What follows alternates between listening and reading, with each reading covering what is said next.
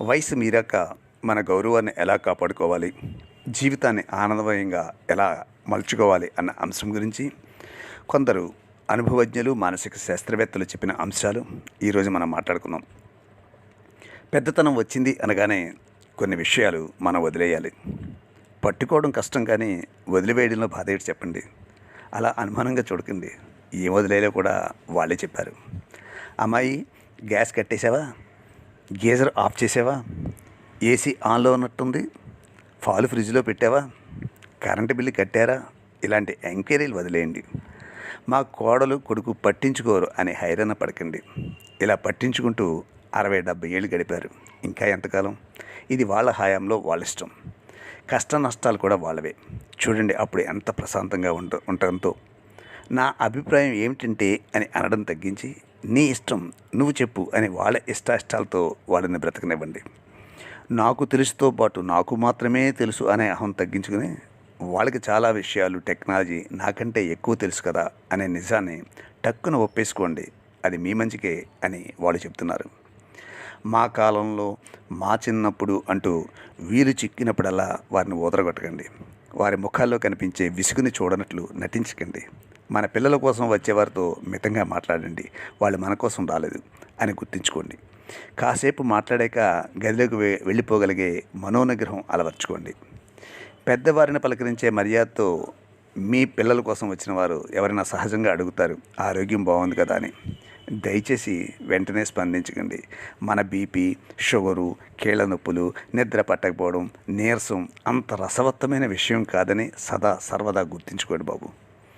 మనకి తోచక కాలక్షేపానికి ఎంత ఆలోచించినా ఎదుటి వాళ్ళకి దాంట్లో అంతే ఇంట్రెస్ట్ ఎంత ఉంటుంది చెప్పండి. బాబోయ్, ఎందుకు అడిగాను రా బాబు అని వాళ్ళు పశ్చాత్తాపడిగేలాగా వాళ్ళకి ఆ బాధను కలిగించకండి. ఇంకొక విషయం, ఎవరో పెద్దయిన అన్నాడు, మన అనుభవంతో వారిని తీర్చిదిద్దాలి కదా అని. కాలం మారింది, మారుతుంది. రోట్లో కంది పచ్చడి రుబ్బడం, తిరగలతో విసరడం, కట్టెల పొయ్యి మీద వంట చేయడం, కవ్వంతో మజ్జిగ చిలకడం, ఇలాంటివన్నీ కూడా ఏంటంటే మన అనుభవాలు. నేటి తరానికి ఎలా ఉపయోగపడతాయి? ఉద్యోగాలైనా అంతే. పద్ధతులు మారుతున్నాయి. టెక్నాలజీ అన్నింటా చోటు చేసుకుంది. విమానంలో ప్రయాణించే వారికి ఎర్ర బస్సులో సీటు ఎలా పట్టుకోవాలో చెప్పి ఏంటి ప్రయోజనం? చివరిగా పెద్దతనంలో నువ్వు పరువు కాపాడుకోవడం పూర్తిగా మన చేతుల్లోనే ఉందండి. అనవసరం విషయంలో జోక్యం చేసుకోకుండా మితభాషిగా ఉంటూ, మన ఆర్థిక స్వాతంత్రం కోల్పోకుండా ఆరోగ్యాన్ని కాపాడుకుంటూ, జిహ్వచాపల్యం తగ్గించుకుని, అన్నిటికంటే ముఖ్యమైన విషయం, నన్ను ఎవరూ గౌరవించట్లేదు అనే ఆత్మన్యూన్యతాభావం దరిచేరకుండా జాగ్రత్త పడాలి.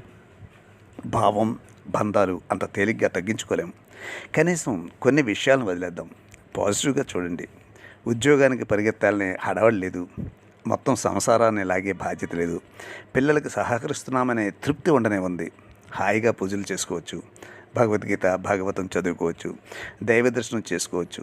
చిన్న చిన్న హాబీలు మనసుకి ఆహ్లాదాన్ని ఇస్తాయి. వాటికి సమయం కేటాయించుకోవచ్చు. ఒక్క మాటని రోజు అనుకుందాం, I love my self, I respect my self. ఇది మన ఆత్మవిశ్వాసాన్ని పెంచుతుంది. చివరిగా మనం దిగవలసిన స్టేషన్ దగ్గరలోనే ఉంది. ప్లాట్ఫామ్ అదిగో, సమయం దగ్గర పడింది.